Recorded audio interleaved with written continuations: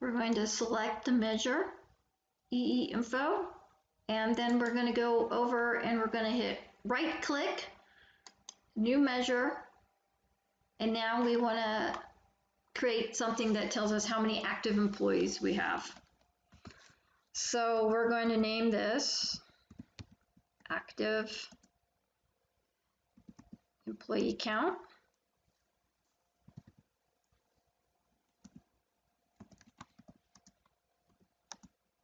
And we're going to say count blanks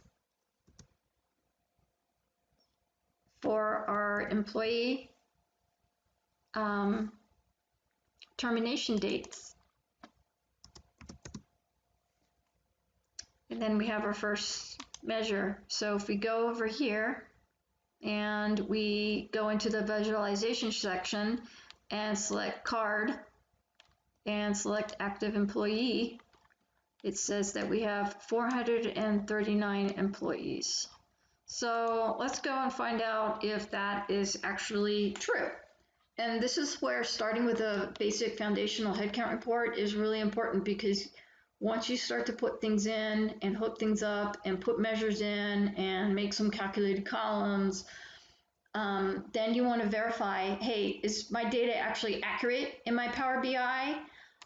So you want to make sure that it is accurate. And we are going to go to our employee term dates. We're going to open that up. All right, so we want to only have blanks for the terms. And we're going to go down how many rows. And this says we have 439 active employees. We know they're active because they don't have term dates. So does that match what we have in our Power BI dashboard? Yes, it does. So our formulas and our data so far are working. Okay, next we want to do average tenure. So we are now going to make a new measure. We're going to right click and select measure. And from here we're going to do average tenure, and we're going to use the average, and then we want to call in the calculated column that we made of tenure years. So we're going to go employee hire term dates and then tenure years. Remember, that's the calculated column that we created. Close the parentheses. And now we have average tenure. So, but now we want to just put in active average tenure. So we're going to create another measure. And we're going to call it active average tenure. And then we are going to write calculate and then our measure of average tenure. And then, so we want to take the average tenure, but we only want to filter for the active employees. So we're going to go filter, and then we're going to go employee. Then we're going to go employee. We're going to go term date is equal to blank. Okay, and then we're going to close it. So now when we pull another card in, we can bring in active average tenure, and that is 7.19 years. Now, if you're curious to what the average tenure is for all employees, whether active or termed, we can pull it in, and it's definitely going to look different. The next thing we want to do is put the new hire count as a visual for this year on the dashboard. And this is kind of a little bit complicated formula if you're first starting out, but it's necessary. And I will tell you why. If we go back to our Excel file, we have 4 new hires for 2019, but we have 1 that's terminated. So if you go back to our Power BI dashboard, and if we tried to pull in the active employee count and then filter by 2019, that would give us only the active employees that were hired for this year. What we want to do is we want to pull in both active and terminated employees. So the first thing we need to do is we need to count all employees. So we're going to name this count all employees. And that's going to count all employees, whether they're active or terminated. We're going to count rows. We're going to use the employee hire term dates. And then that's that. Okay? Now, the next thing that we want to do is we want to create a new measure, and we're going to call that new hire count. And I'm going to paste in a formula, and we're going to go through it. We have calculate, and I need to clean that up. Okay, cool. Now count all employees. So we want to count all employees, and then we're going to filter, and we're going to filter all selected employees on their hire date. And we're going to say if it's the minimum or the maximum of the hire date, serve that up in descending order. So right now that doesn't really mean that much. But when we take that formula and we create a bar, we go new hire count.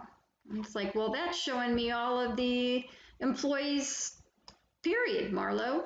So all we have to do then is go employee count, and then we want to do the year.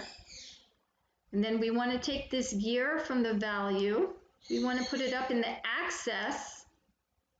Okay, and now you see that it's counting the per years. And then we want to go to the filtered section, which is right here. Let me get, okay, so the filters, you click on this triangle on here, and then the year, we want to select on basic filtering, and then we're only going to select 2019. Okay, so you can see that it's counting 4. So even though we only have 3 active employees, we actually had 4 employees that were hired for 2019. So this is exactly what we want. So we close that, and now we want to make this look a little nicer. We're going to put the data labels on.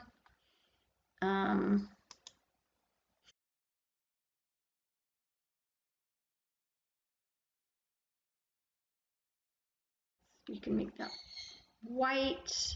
I like to set this to Arial black, something bold. See how it gets bigger.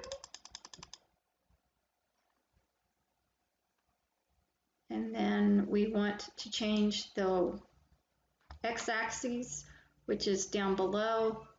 We want to change that year date to a nice black.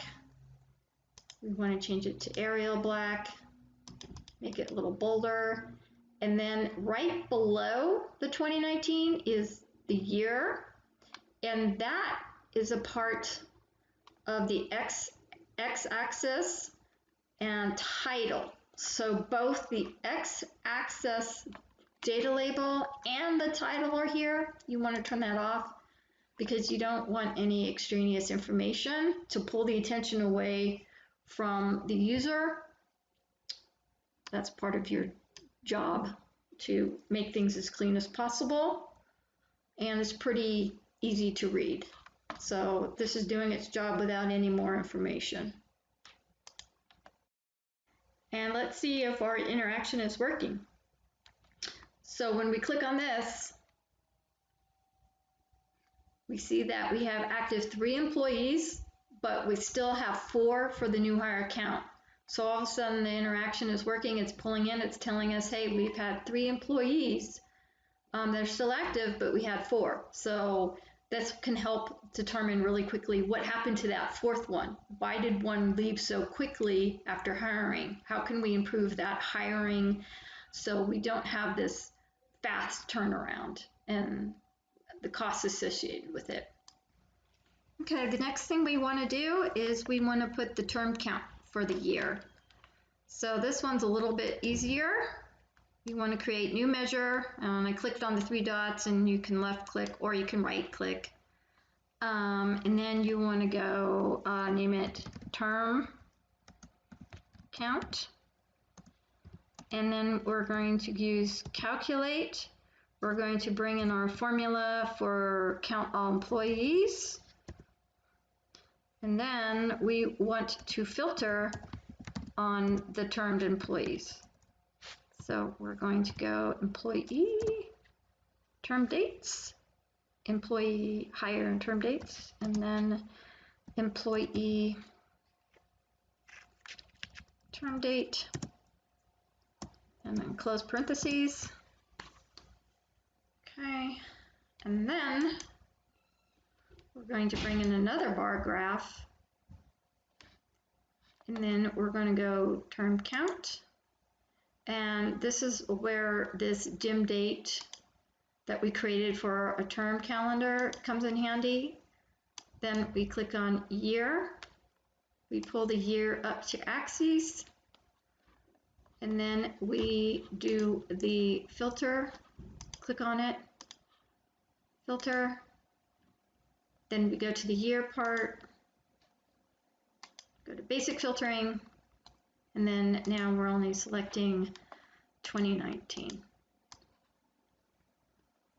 So to kind of get that to look the same, we want to go to Format Painter, and then we do that, and a lot of our work is done for us. So you can see that we have 4 new hires for the year, we have 17 terms for the year. Let's go back to our Excel file, see if indeed we only have 17. So we go through and look, 17. So our formulas are doing the trick. Now you can see that there's 20 and there's 4. What you want to do is you kind of want to make this a little bit more apples to apples. So you want to click on your new hire count by year. Meaning you don't want to fool somebody to think, oh, visually they're going to look at this and they're going to say, oh, it's the same in and out, but actually there's a lot more out than there's in. So you want to go to the y-axis because the count is on the y-axis, and you want to go to the end and type in 20. So the count is exactly the same, 20 and 20, but now that label fell off. So we just need to kind of go back in, and this is where this comes in handy. Change it back, and then it'll do it auto if you put auto, and so usually I default to black and on the outside, so then I don't run into this problem. So now you can easily visually see, okay, we have a lot more going out than we have in, and then when we click on this, you could see, okay, we have 4 for this year, we have 3 that are still active, and then 1 is showing on this side of the term, so everything is adding up. So it's doing exactly what we want.